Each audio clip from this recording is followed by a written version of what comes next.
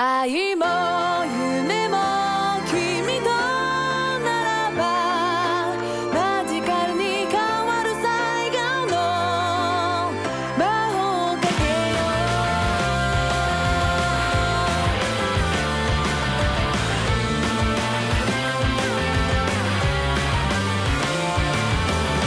う問題だらけのパワフルな世界にちょっと憧れてた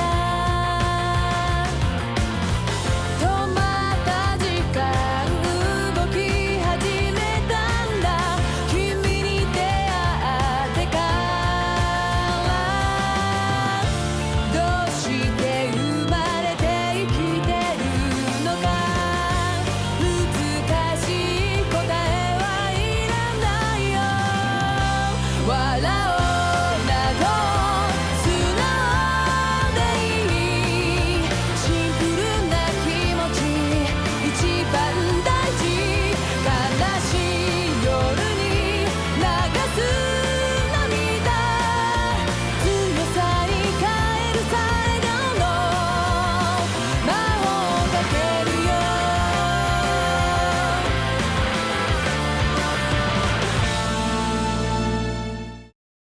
Prólogo.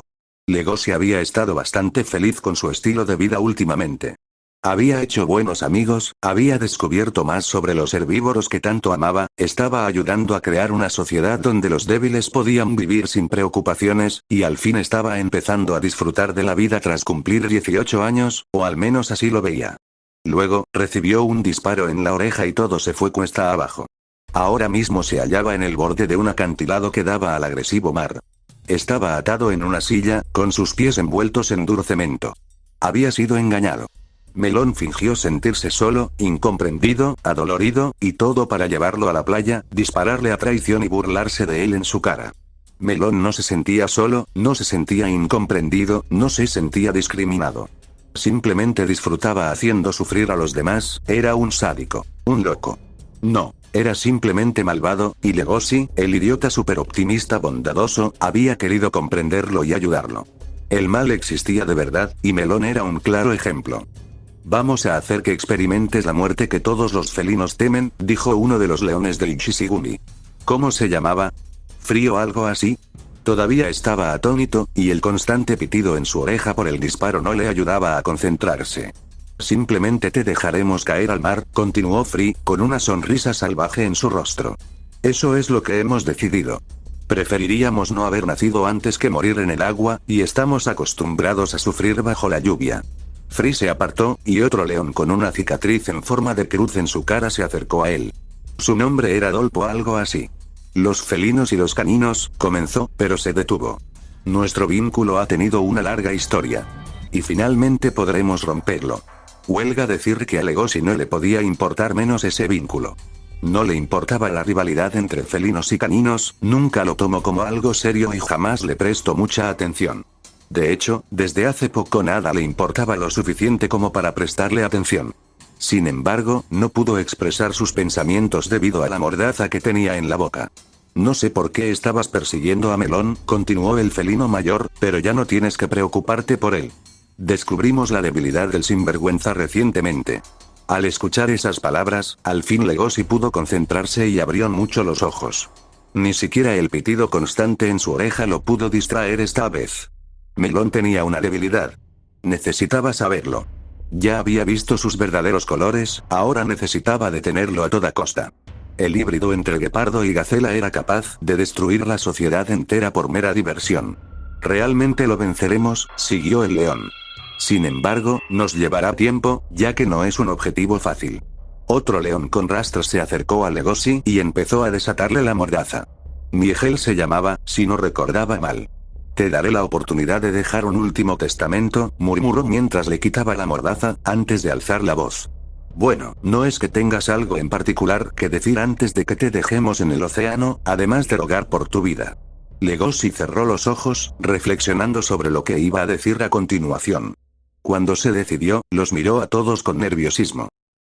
Si vuelvo aquí en 30 minutos, ¿podrían decirme la debilidad de Melón? Silencio.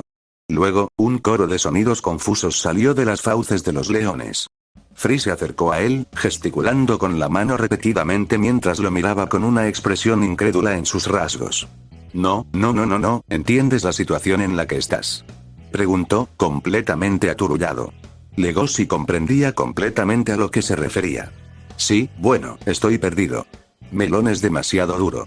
No puedo enfrentarme él solo con mi fuerza, admitió Legoshi humildemente. Eso no es lo que quiero decir. Ah, entonces no entendía a lo que se refería. Debería mejorar en sus habilidades sociales, lo estaban metiendo en muchos problemas. Tus piernas están enterradas en cemento, señaló Free, furioso. Estás atado en una silla, y estás a punto de hundirte en el fondo del océano. ¿Lo entiendes? En respuesta, Legoshi infló las mejillas. Eres un hijo de puta. Gritó Free. Mientras el resto de leones murmuraban sorprendidos, Nigel se acercó con una sonrisa divertida. Esto sí que es interesante, musitó socarronamente. Si vuelves del acantilado, te diré la debilidad de Melón. Puso uno de sus pies sobre el borde de la silla. Pero solo, Nigel empujó la silla, y Legoshi se precipitó hacia el agua. Mientras caía a toda velocidad por el acantilado, escuchó a Nigel decir: si vuelves aquí. Antes de reír como un maniático. Lo siguiente que supo Legoshi era que se estaba ahogando. Trató de luchar contra sus ataduras, pero simplemente no pudo, no en su estado. Se estaba mareando por la pérdida de sangre, sus pulmones estaban agonizando, y los bordes de sus ojos empezaban a oscurecerse. Dentro de poco iba a quedar inconsciente, y tenía que hacer algo rápido. El mundo realmente debe tratarte bien, recordó las palabras de Melón. ¿Y qué tenía eso de malo? Legoshi simplemente estaba viviendo como él quería. Melón lo había dicho como una justificación, como que, por el simple hecho de haber tenido suerte en la vida, no tuviera el derecho a juzgarlo. Absurdo. Su cerebro en un torrente de pensamientos inconexos, tratando de encontrar alguna solución a su situación. En medio de todo, un pensamiento lo hizo detenerse. Saguan la foca. Claro. Él le había enseñado unas palabras para cuando estuviera en peligro en el mar. Legoshi confiaba en su amigo. Al borde de la inconsciencia, usó sus fuerzas restantes para gritar. Agaga papubu daba goma vida. Todo se volvió oscuro. Legoshi se despertó con una sensación cálida recorriéndole la oreja.